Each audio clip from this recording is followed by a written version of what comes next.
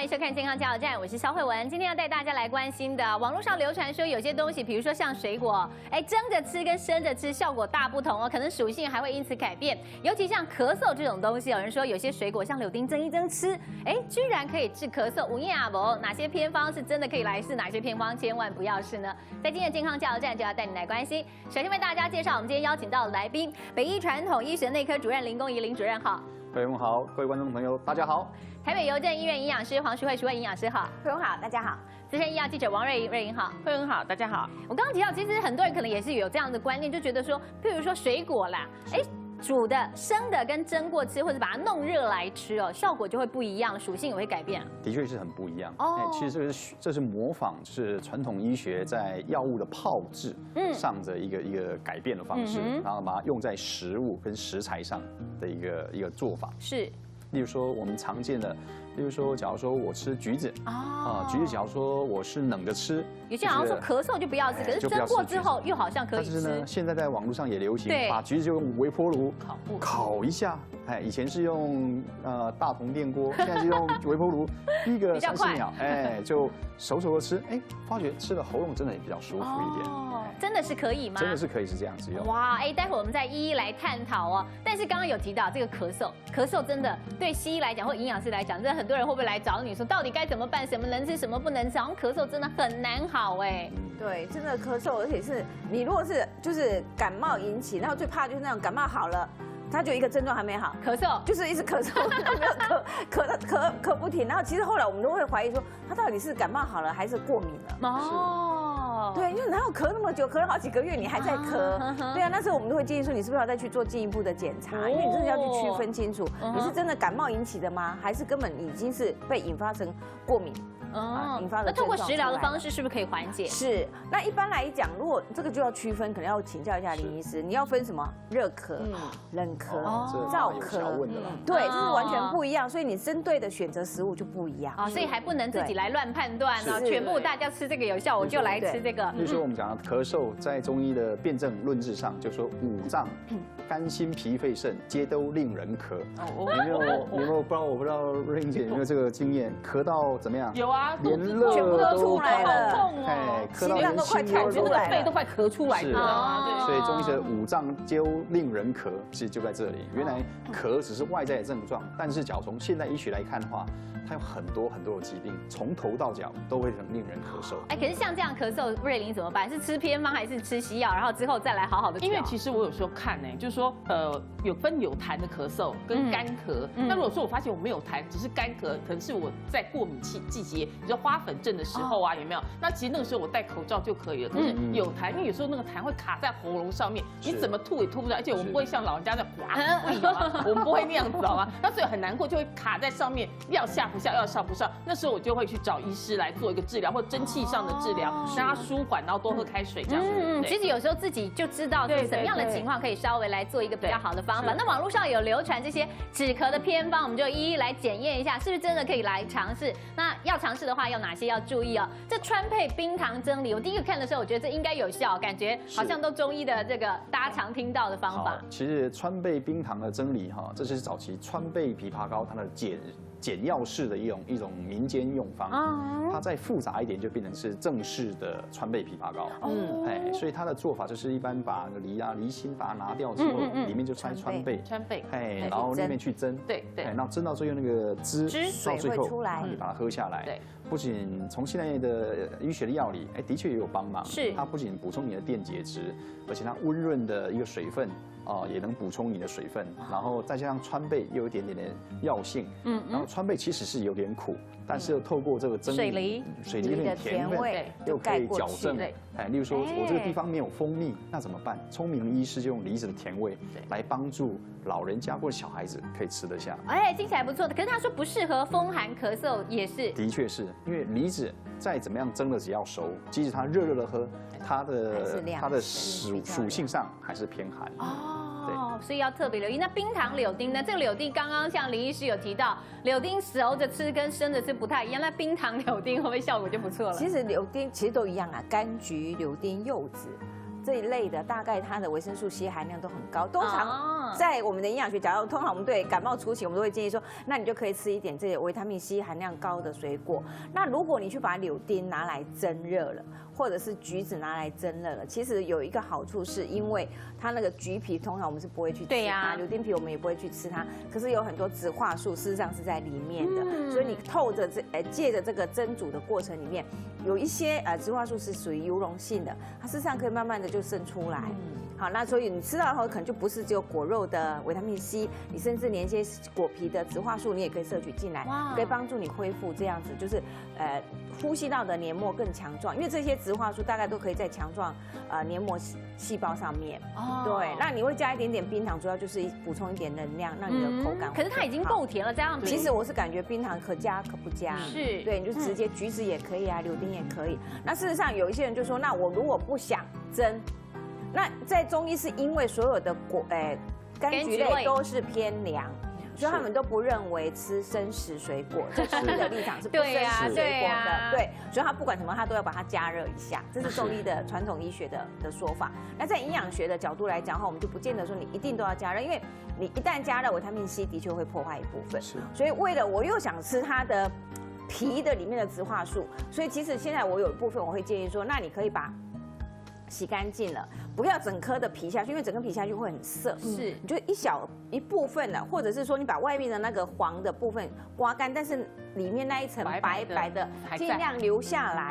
对，然后你就一起打成蔬果汁，这样子我们要的那些植化素其实也可以吃，而且避掉了农药。对，然后也避掉了维生素 C， 因为加热就不见得这个问题。这个还不错。而且我比较不建议说你有痰的人再吃糖，因为糖易生痰。会生痰。对，所以说尽量就是在你有痰的时候，不要再把额外的东西，比如吃糖啊或甜食啊，那都尽量减量。那水果就是例外的了。是。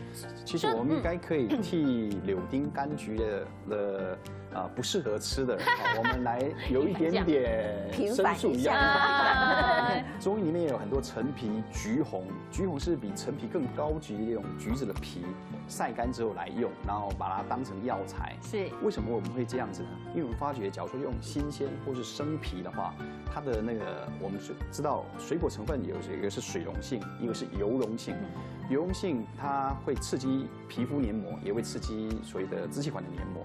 它会让咳嗽会更加严重哦。我不知道大家有没有在剥柳丁的时候被柳丁汁或者是喷到眼睛上，眼睛就不舒服了，更何况是你的呼吸道。所以老祖宗就很有智慧，把它晒干，或是让它再陈放的久一点的时候，它的那个 tannin 就是我们在鞣质降低到变低的时候，我们取它的有效成分来饮用的时候，发觉效果是更好。所以我觉得古老东方有它的智慧，我们不妨就把它拿来用。所以在热了之后，会把那个 tannin 就所谓它的鞣质把它破坏掉了。所以为什么坊间会流传这么多适合咳嗽多痰柑橘类水果可以替代的时候，加热可以用？我想取的也是这个道理。其实说到这个，就是很多人建议的，像柑橘类，还有一款呢，就是橘柚子，也拿来炖一下啊，加热一下，也可以来化痰。其实原理就跟我们刚才在分享柳丁、柑橘的原理是一样的。那特别是柚子，还有一些甚至有人就是柚子皮，他们就是把它剥下来，然后直接烘烤，烘烤完了之后用热水下去泡茶水喝，其实也有一样的效果，也有化痰的那个效果。其实不是烘烤，我们还把它做成罗汉果，你们知道吗？所以白西施柚，甚至德国的一些厂商都跟我们台湾进高贵在南投那个西施柚的柚皮，把整个在 SARS 期间把它整个都带过去，然后用中药材来做一些抗病毒的标准用药。所以我们都说台湾真的是宝岛啊！其实这个皮我们不用塞中药，这个皮拿来泡一泡喝，其实也有疗效。那这个呢？这个好像有点像蜜制的柠檬了，现在超流行的。对啊，因为其实我觉得柠檬就本身有 C， 对，那所以它在你止咳的过程当中，你已经大量的补充一些维他命 C，那你再加上黑糖，因为黑糖有矿物质，所以有时候你是失去了一些电解质的平衡。那我们其实黑糖加柠檬汁，或者是柠檬汁直接喝都可以，其实都还蛮对咳嗽，因为它还有舒缓你这个喉咙缺少水分的部分。对，但是它用的是黑砂糖或赤砂糖，其实我们也可以替代用蜂蜜。蜂蜜比较凉性对，黑砂糖的属性就比较温润一点。对，那黑砂糖的矿物质含量比较高，所以基本上营养成分还是有一点差别。在传统医学上，欧疼哦，它退会啊。对，这个老人家大家都知道。所以就看我们自己想要什么，然后看你的感冒咳嗽，这个是属于热咳，是是休少还是拎少？啊，我有痰没痰，你可以来分一下。喝快乐了，你就直接就喝，那么加一点好喝汤。啊，如果说觉得比较矿物质，你就添加点黑砂糖或红糖这样。哦，再来看看这3个，我比较少见一点点，但是不是真的也有花生汤？哎，我真的觉得花生汤真的也可以治咳嗽吗？匪夷所思。不仅是花生汤啊，包括连花生膜。对啊，他说要花生膜一起煮。有些是特别挑把花生膜挑出来用。其实这个在讲到这个是有点小小的故事啊，国际药厂来大量收购台湾的花生膜的典故，因为花生膜其实它跟血小板有点关联，他们把它当成是一个血小板的一个抗凝血的制剂来用。所以他们说，治声带沙哑有血丝啦，这个是不是用药的问题？其实有一点这样的影射，是。但是理论上要吃到这个有效的剂量其实是要很高。所以我是建议就正常吃就好。哦，但是就是说，如果你希望有一点点感觉上有点心理安慰的疗效，其实这个应该还是有一点点。可是我是感觉，因为花生毕竟是油脂，我还以为你要跟我提醒黄曲毒素。当然这一块我们也要小心，可是因为它毕竟是油脂，它整个你如果常常这样子在感冒的咳嗽的时候，你这样吃，其实是有点油腻的感觉，哦，可能也吃不下去哈。对，然后它本身也就是热量也蛮高的，所以我一直在感觉在咳嗽很严重的时候，吃这个花生汤其实比较不恰当。对，我是感觉哦，这是网友提供的啦，或许大家可以不要把它萃取的很浓稠。对，你不要煮的这样很绵，然后很浓，所以我感觉那是会有油腻，有点像红豆水、绿豆水，不要把它煮烂。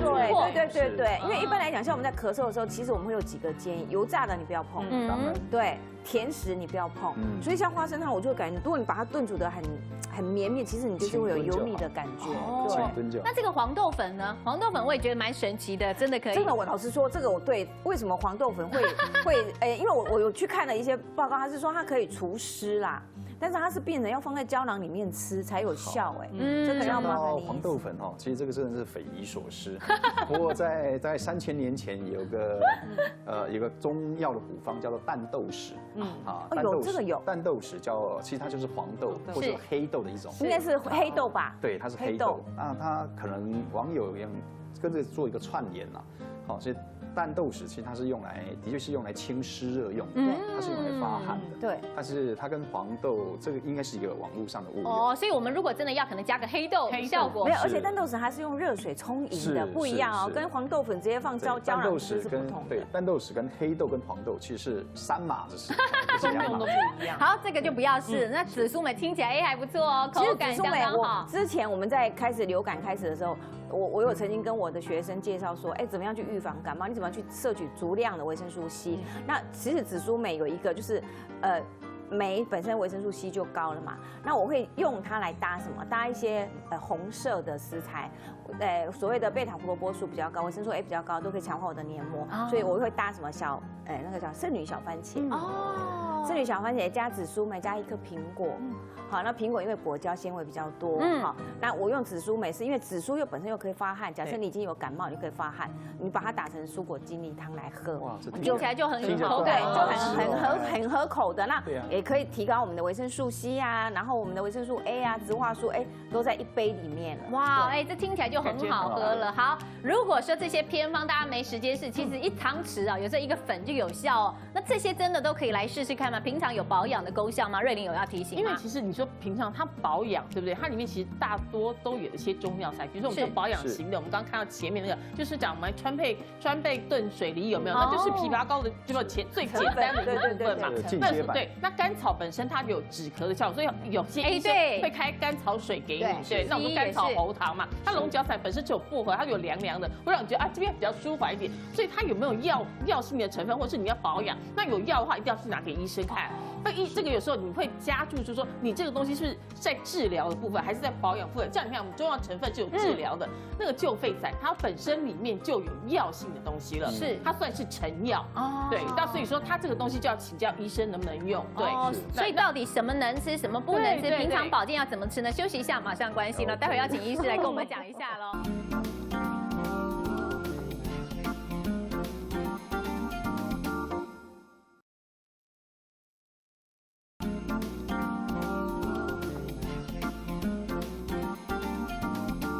好，说到这些，其实在市面上都可以来看到。那么到底是平常保养也可以来使用呢，还是说真的有症状再来吃，才不会影响我们未来的治疗？林主任，好，这个真的是个好问题、因为其实我们这种保养真的就是保养的剂量，是，所以其实不是说不能吃，而是有效剂量的问题。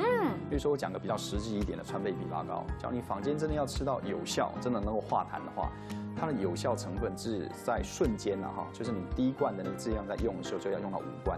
哇，那很多哎。痰啊，或是它才能达到一般我们医师给的那个处方的用药。大罐小罐是不论是大瓶的，大概是200cc。所以那个真的只能平常保养用。为什么叫成药？为什么叫中成药？其实问题就在这里，不是不能用。如果我们透过中医的方式呢，其实也有2款网络上说的这中药的方式，其实现在很多可以买到科学中药，这有效吗？是。比如说桑曲饮的确是临床医师常用的处方，它是用在所谓的风热情况下用。但假如说你风寒，你冷得要命，你还吃这么冷的药进来那真的是自讨苦吃。那其他的就是说百合、山药、莲藕、芝麻啦理论上芝麻除外。大概基本上在保养型上是可以用，但芝麻在用的时候，其实它会让你的喉咙会变得比较干燥燥化，对，其实反而会很不利。例如说像香茹饮或是叫杏酥饮陈皮熬粥基本上在用没有什么问题。但是杏酥散或是香茹饮，基本上它是属于中医师的处方范围，所以它是医师处方用药所以在用的时候一定要问医师。所以这些东西其实有时候网友很热心的建议但是在使用的时候要特别注意。这个比较简单，是网友要问。刚刚这个徐慧营养师也有特别提到，就咳嗽的时候，油炸的东西真的要少碰，不然会加剧它的症状。是，还有甜食也一定要就是隔绝。你会发觉吃越多含糖分的东西，痰越多。的确，它会生。甜食这个是因为那是浓度的问题。就是我们所谓渗透浓度的问题，会让我们的水分会不断被稀释出来，所以你喉咙会变得更干燥不舒服。多喝水可以缓解，但是不能治疗咳嗽。是适量的饮水了例如说，只有在一个极端情况下可能要限水。例如说，假如说你是属于心脏病的患者，它已经造成随着心脏衰竭的情况下，会造成肺部积水你这种喘咳的情形，当然你水量就要限制了。比如说这个苹果啦。说这个苹果来蒸一蒸是不是也可以有一些的止泻易消化？真的吗？徐慧营养师，苹果本身就可以止泻，所以不用蒸，不用蒸就可以止泻。没跟搞刚，没跟你刚。其实苹果是一个很有趣的水果，因为它的外皮是粗纤维，果皮的部分是粗纤维，是。可是果肉部分呢是可溶性纤维，所以其实它同时有2个效果。当你粗纤维吃的比较多的话，是肠道的蠕动会比较快，所以你就便秘的人，你吃苹果也有效。可是你如果吃里面的果肉部分呢，可溶性纤维它帮你吸附水分，所以它会让你的在肠道里面就是体积慢慢的吸附水分，你就本来是水泻的，你就可以缓解一下。所以当你有那个腹泻的状态，吃苹果你发觉它也可以止泻，所以变成你要依照我现在的症状是什么，我来选择我应该是连皮一起吃呢，还是我就是削皮？但是没有症状，没什么症状就整颗一起吃，就整颗全营养对。苹果红了，医生脸就绿了。真的？为什么？他为什么说苹果真的是？他可能有的考量是什么？因为你苹果真的是比较软，那也许小孩子你让他挖着这样子吃那个果泥，就会比较容易吃，比较容易消化。另外那个橘子这个我们不讨论，刚刚讨论了蛮多，红枣蒸着吃。可以吗？其实红枣很多人入菜。对，而且你知道红枣在比如说在我们开胃，有的小朋友或者大人，你知道，你胃食欲不好的时候，其实你有东西加一些红枣，因为红枣是入药，但黑枣就不是了。对，红枣是属于入药的部分，所以你红枣加它是可以去开胃健脾的，是可以的。红枣在使用的时候要小心，假如说你是脾胃是热症的人，因为中医称之为叫甘则令人满，令人呕。假如你实症的，就是比较壮实人、比较严重的情况下，像吃的时候反而容易造成呕吐。对，所以这要小心。还是要看症状。那山楂呢？蒸熟吃，山楂蒸熟吃，或者是生着吃也都很好吃啦。不见一定要那消导用药。但是真的，它确实可以开胃促消化，未必要真的是都可以达到这样的效果。真的要吃这些，把水果或者蔬菜蒸熟了吃之后呢，这个小撇步要怎么样来掌握的？休息一下，马上关心。